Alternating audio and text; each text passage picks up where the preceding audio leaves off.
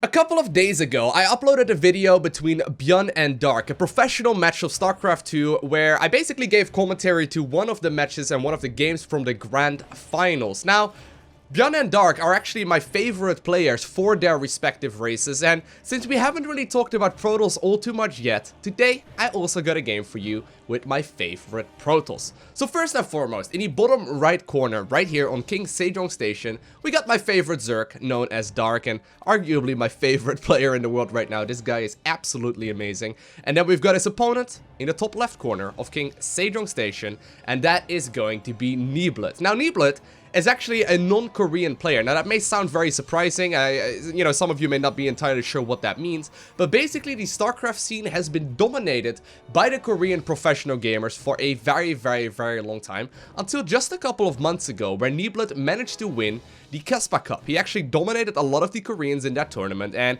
I would honestly say that he steamrolled his way to the victory, and he managed to obtain a, grand final victory in a all-Korean tournament where just a couple of foreigners were invited as well. And ever since then, the Koreans have been giving him a ton of respect. Reason being is that he doesn't play anything cheesy whatsoever. He just simply plays a straight-up macro-focused style, and for that very reason, I've started paying a lot more attention to his games, and he's very good. I've actually had the honor to meet him a couple of times as well. A really nice dude. It's always quite funny when you get to meet professional gamers. A lot of them are pretty shy when it comes to just, regular talking, I suppose, and they don't really like, they don't really like hanging out all too much. Really, what they are focusing on primarily is just simply being really freaking good at the game. And the one thing I really like about Neeb as well is that he's very humble. Some people win big tournaments and they, it gets to their head a little bit, but Neeb, just still here to obtain the victories and try his very best and perform in as many tournaments as he possibly can. But anyhow, so what exactly is Neeb known for?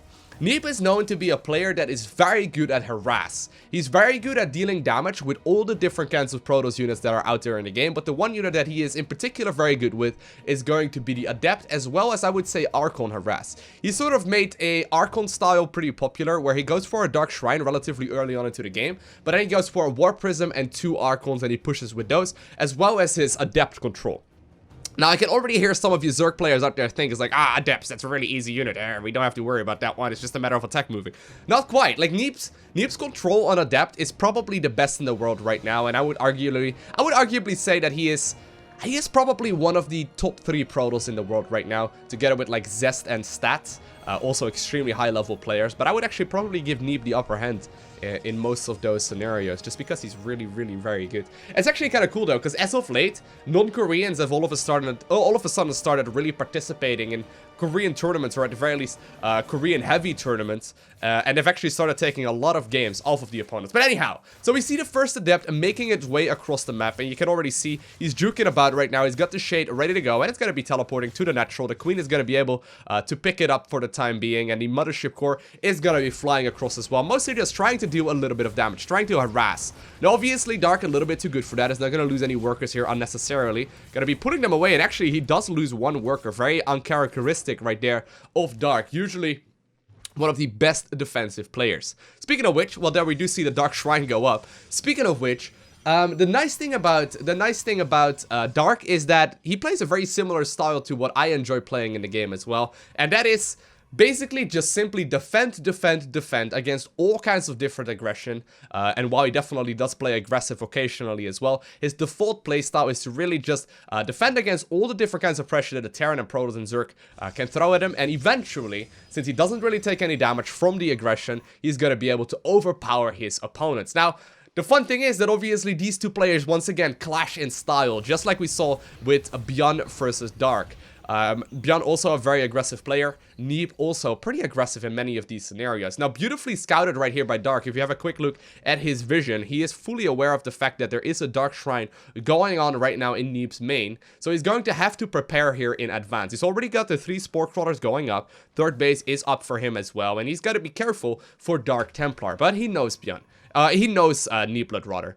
He knows very well that Neeb is known for that Archon harass. And the funny thing is that while in the past the Dark Templar were a go-to harassment option, all of a sudden, Zerg players have gotten a little bit too good at defending against that aggression, so Instead, we do see this Archon harass quite a little bit more often, which really just comes down to control. And I'm assuming here that that is also what we're going to be seeing in this game. So 4 Dark Templar being warped in right from the get-go there. We'll have a quick look whether or not, and there we do see the sky. We'll have a quick look right here whether or not, yeah, we do see the 2 Archons go down, and they're going to be rallied into the warp prism. Now, here's where skill comes into play very quickly as well, right? You know very well that, ooh, here we go, we gotta be a little bit careful.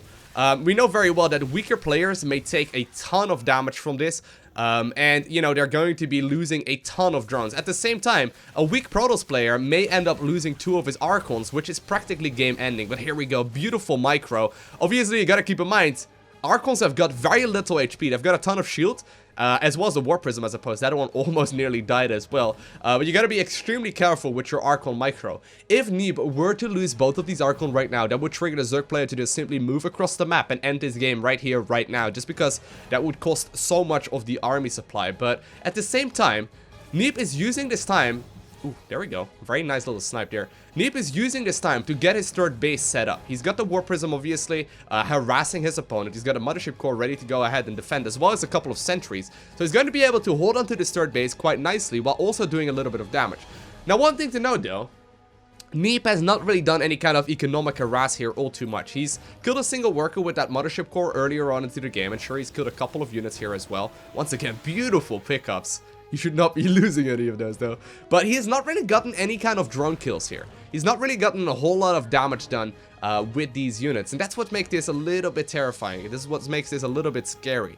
He's going to be able to start dealing some damage here as well to that hatchery. Highly doubt he's going to be committing here for too long either. Yeah, he's going to be getting out. And once again, he's just going to be heading over towards the natural. Got to be real careful. Obviously, pickup radius is quite long. These units are so low in HP. Like, an Archon has got a significant amount of shielding, but when that shielding is gone, he will die in like a single hit. So that was very, very close. But it looks like both players are going to be transitioning. So we see that 4th base going down right now for Dark. The 3rd base is already settled for Neeb. He's got a very, very solid economy. Actually, 68 Harvesters versus 71 for the Zerg, which is exactly what a Protoss player is looking for in this scenario. And the Templar Archives is going down as well. So he can go for those high Templar and really use those for harassment options. And actually, Neeb being a little bit greedy, knowing that his opponent did go for that greedy fort as well, knowing that his opponent is not quite scouting for a fort yet, as it is a little bit on the greedier end, he's going to be able to grab himself that fort as well, at the very least for the time being. Now, he's going to obviously make sure that he warps in as many units here as he possibly can. We see a whole lot of Immortals already, and we do see a couple of Archons obviously on the map as well. Wouldn't be surprised if he continues making those. But Dark does look like he's going to start moving across the map. He's seen a single pylon there. Doesn't know about the base just yet, but he may very well make the assumption. Dark actually using this time here to grab these rocks and kill them as fast as he possibly can, so he can start harassing. Yeah, exactly. He's going to start harassing the rocks here behind Neeblet's natural. At the same time, Neeblet being very, very careful. He needs a big army here. If he manages to get a big army out, he will be able to start, you know, really overpowering any kind of ground force. Really, that's what Immortal Sentry Archon is so good at. Gotta be careful, though. These Archons can't just go on a wonder by themselves. Oh, no, I was gonna say, they're just gonna go for the kill right here on the Overlord. But at the same time, we do see that... Ooh, this is actually kind of scary. We do see the Lurker then go down for Dark. Now, Dark's control on the ground is very good. You gotta keep in mind, this is playing right into his playstyle. He's got the 4 bases, he's got the 8 gas guys, he's grabbing himself a 5th right now, and that is where Dark really shines. He's simply gonna be spending his time right now to try and get as much damage in as he possibly can, while really trying to you know, pull his opponent thin. He wants to make sure that he can harass at several occasions at several places at once. Nice force fields there, separating off a couple of the Hydras. They're gonna go down, and he does not take any damage here whatsoever. But at the same time, a lot of the Zerglings are trying to do some damage. I do think he killed a couple of workers there. Yeah, 3 workers in total did end up falling. But we can see that right now, yeah, I was gonna say, there's a ton of gas saved up for Dark, and he's gonna start morphing in a ton of these lurkers. Actually, right now, 14 lurkers going down, which is a ton. We do see the baiting speed just about to finish up, as well as the +1 missile upgrade. And if Neeb makes one little misstep, that means that he is going to be losing this game very, very, very quickly. A lot of the bailings are going to go down as well. Once again, a couple of Zerglings. I think they are going to be running towards the natural. He's going to try and pull his opponents thin. A couple of the, or one single Archon being caught out in the open. Still a couple of Zealots ready to go. And part of the army is actually in the natural right now. But hold that thought, because the... Ooh, the lurkers are ready to go. They're burrowed right now at the fort base. He's gonna do as much damage as he possibly can to all of these Protoss units. And if they get in position like this with half of the Protoss army caught in the natural to try and defend against the different kinds of aggression, that does mean that a significant portion of the army will end up falling to those lurkers just because of the run-bys. That was a beautiful run-by by Dark, forcing that Neeb, you know, is gonna deal with all of these. Ooh, man, he's gonna be real careful. But he forced Neeb to put half of his army in the natural just in case of run-bys happening. The fort base is under a huge amount of threat. And that does indeed force Neeb to GG out of this game. Extremely well played by Dark. I love the way he just abused the rocks right here in the back. The step 1 right there was to knock down the rocks right here in the middle, at which point he sort of like forces the Protoss to either move, you know, from their fort to the natural, or move from their fort towards the middle side of the map. He's not going to be able to hold on from the behind right here very easily at all. I've never actually done that myself. That is a really very cool play, and it completely tore Neeb apart. Not really making any major mistakes here, other than maybe not killing a whole lot of workers. I mean, only a single worker going down for a RAS, but normally Protoss on 4 bases. Very scary, but beautifully played there by Dark, and it does allow him to pick up the victory. I hope you guys enjoyed watching this video. If you did, let me know by hitting that like button down below. And if you didn't like it, definitely go ahead and dislike as well. That's all good. You can give it guilt-free right now if you made it to this point in the video and you didn't like it. I mean, that'd be disappointing. No, I'm kidding. Anyway, if you haven't already though, make sure you follow me on Twitter, Instagram, and Facebook as well. Links are in the description of this one. And other than that, I want to thank you all very much so for watching. Have an amazing day. Do not forget to smile, alright? And I'll see you in the next one.